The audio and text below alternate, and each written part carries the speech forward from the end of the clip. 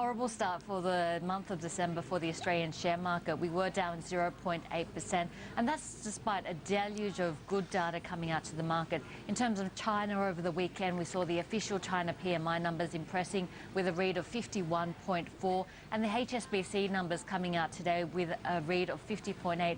Both of these numbers coming in ahead of expectations.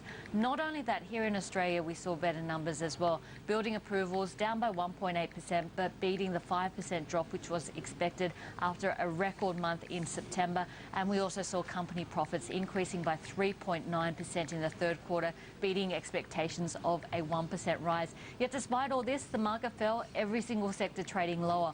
On a technical front, it was an important day, and one of the things we were watching was the 50-day moving average. I've just drawn a line at the 50-day moving average at 5,318 points, and you can see once we saw a break of that, the selling on the market really accelerated.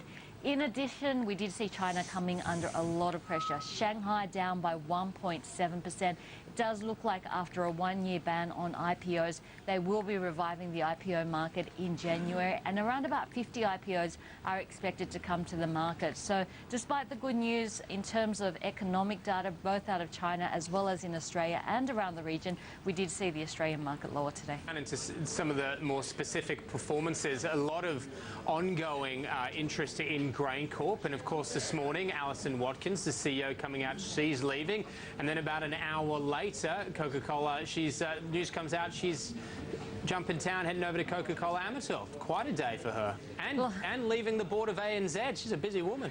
Very busy woman, and lots of changes at the heads of a number of companies, it looks like, in the new year as well. So with Alison, she is leaving GrainCorp. It is a difficult time for GrainCorp when that bid from Archer Daniel Midlands has fallen over and the focus needs to turn back to fundamentals. And if we turn back to fundamentals for GrainCorp, it's in a difficult situation. The last result did see the crop size in Eastern Australia down by 17%, and lower crops means lower profits for a company like GrainCorp. So some real challenges there, and they are battling the crop sizes at the moment. We've probably seen a peak in terms of crop production for a number of years there.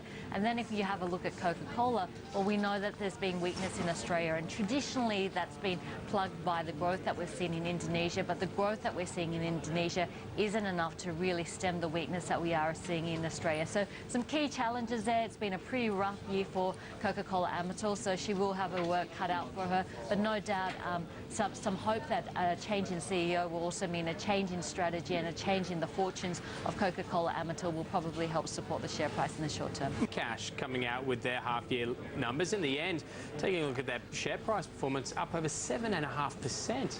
Fantastic performance by Metcash, and I suspect a lot of short covering going on in this stock given the competition it has faced by the likes of Coles and Woolworths over the past few years. Now the stock was up by 7.5%. The result did come in slightly above our expectations at $119 million on an underlying basis. We were expecting $115 million, and revenue was up by 5%. In terms of like-for-like revenue, up by 5%, but EBITDA was down by 6%. If we have a look at one of the issues which are facing all the supermarkets at the moment is the issue of deflation. And if we have a look at price deflation, still an issue with Metcash, 1.3%. Food and veggie deflation was 13.9%, so huge there. They've reiterated guidance, so no change in terms of the outlook.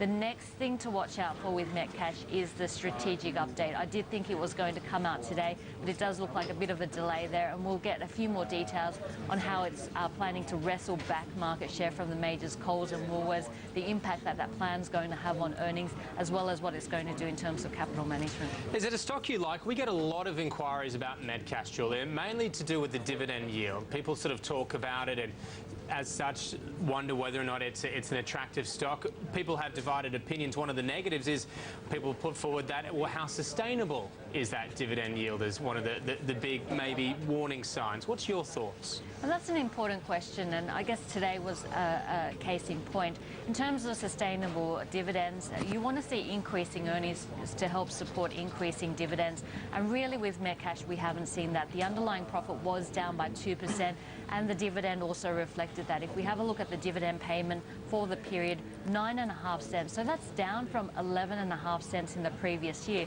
So for those investors who are getting into Metcash because of the historical dividend yield, they would have been disappointed because we've seen the dividend falling from 11.5 cents to 9.5 cents. So really, if investors are searching for dividend, I think a key is that you see at least stable earnings growth.